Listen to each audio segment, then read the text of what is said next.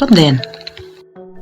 Mans vārds ir Linda Lejiņa, un šobrīd man ir iespēja pastāstīt jums par savu bakalaura darba ietvaros veikto pētījumu kultūras dimensiju saistību ar informācijas un komunikāciju tehnoloģiju individuālo lietošanu dažādās pasaules valstīs.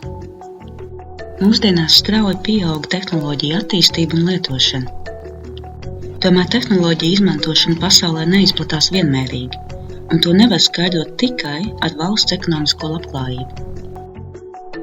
Nozīmīgu lomu tehnoloģiju pieņemšanā un lietošanā ir kultūrai, jo sabiedrības vērtības ietekmē katra individuālo izturēšanos arī pret dažādiem tehnoloģiskiem jaunumiem.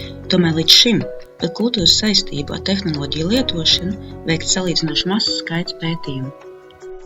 Tādēļ šī pētījuma mērķis noteikt, vai pastāv saistības starp kultūras dimensijām un informācijas un komunikāciju tehnoloģiju individuālo lietošanu dažādās pasaules valstīs. Pētījuma uzdevumi. Pirmais – noskaidrot saistību starp kultūras dimensijām un informācijas un komunikāciju tehnoloģiju individuālo lietošanu dažādās pasaules valstīs, kontrolējot iekšzemes koproduktu, un otrais – izpētīt kultūras dimensiju, iekšzemes koproduktu un informācijas un komunikāciju tehnoloģiju individuālo lietošanu prognožu dinamiku. Veids, kā analizēt kultūru, ir kultūras dimensijas, kuras saskaņā ar teorijas autoru Gētu Hofstedi ir sekojošas – individuālisms, attālums no varas, izvairīšanās no nenoteiktības, maskulīnisms, ilgtermiņa orientācija un indulgence. Informācijas un komunikāciju tehnoloģijas savukārt ir ierīces, kas sekmē informācijas nodošanu un saņemšanu digitālā veidā, piemēram, mobilie telefoni un datori. Pētījumā izmantoti terciārie dati par 99 valstīm, par kurām pieejami dati gan kultūras dimensiju mērījumu, gan informācijas un komunikāciju indikātoru, gan Pasaules bankas datubāzēs.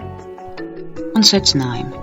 Ar informācijas un komunikāciju tehnoloģiju individuālo lietošanu saistāmi sociālā izolēšanās, autonomija, patstāvība, taupība, fokus uz nākotnes perspektīvu, kā arī samazināts subjektīvi izjustās dzīves apmierinājums un prieks.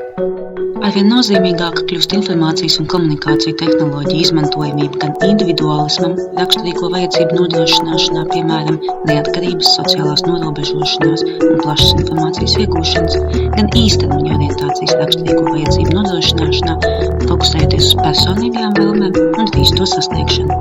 Kopumā pētījuma rezultāti apliecina, kultūrai ir saistība ar informācijas un komunikāciju tehnoloģiju lietošanu. Paldies jums par uzmanību!